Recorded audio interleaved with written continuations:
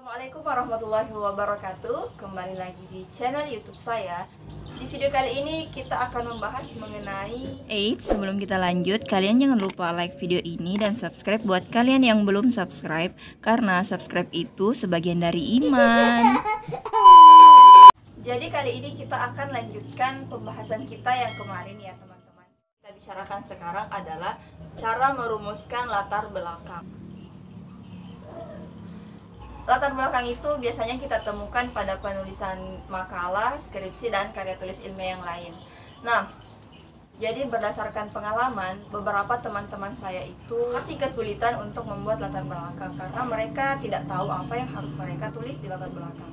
Jadi sebenarnya latar belakang itu merupakan part yang paling bagus menurut saya, karena di latar belakang kita bisa menuangkan ide-ide, kita bisa menuangkan gagasan-gagasan kita, alasan-alasan kita, lalu kemudian kita tuangkan di latar belakang itu.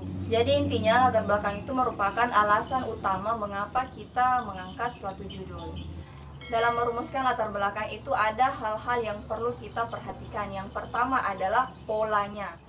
Jadi mengenai pola penulisan latar belakang itu ada dua jenis pola. Yang pertama itu pola piramida terbalik, kemudian yang kedua itu adalah pola piramida sempurna.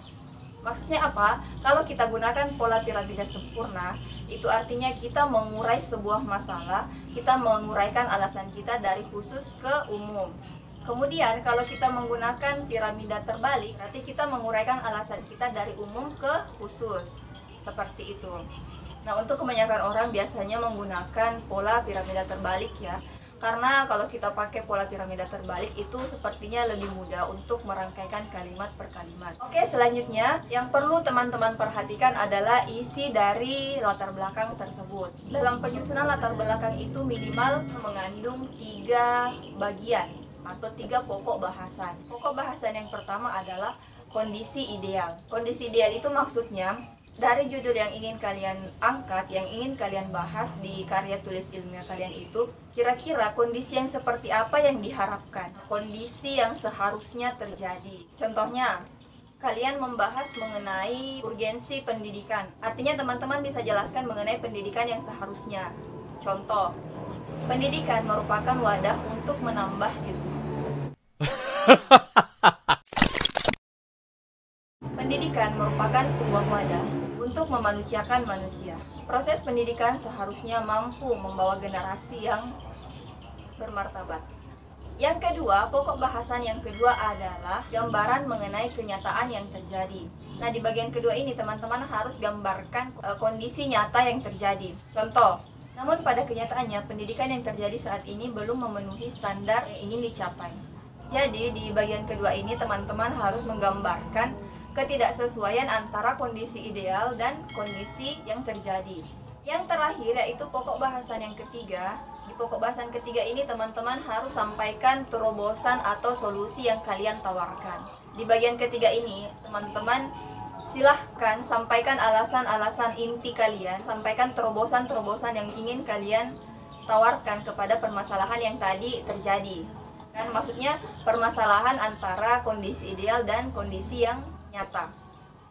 Nah, di bagian ketiga ini teman-teman bisa sampaikan judul yang ingin kalian bahas. Contoh, berdasarkan kondisi tersebut, maka para pelaku pendidikan seharusnya memperhatikan hal-hal yang berkaitan dengan pendidikan. Yang terakhir yang perlu teman-teman perhatikan dalam penulisan latar belakang itu, hindari kalimat-kalimat yang berisi pengertian.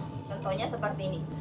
Guru, menurut Kamus Besar Bahasa Indonesia adalah ini. Jadi di latar belakang itu bukan tempat untuk menjelaskan arti setiap kata. Kalaupun teman-teman harus mencantumkan sedikit penjelasan, usahakan teman-teman carilah kata-kata yang mungkin bersifat umum. Jadi teman-teman bisa gunakan kata-kata seperti ini.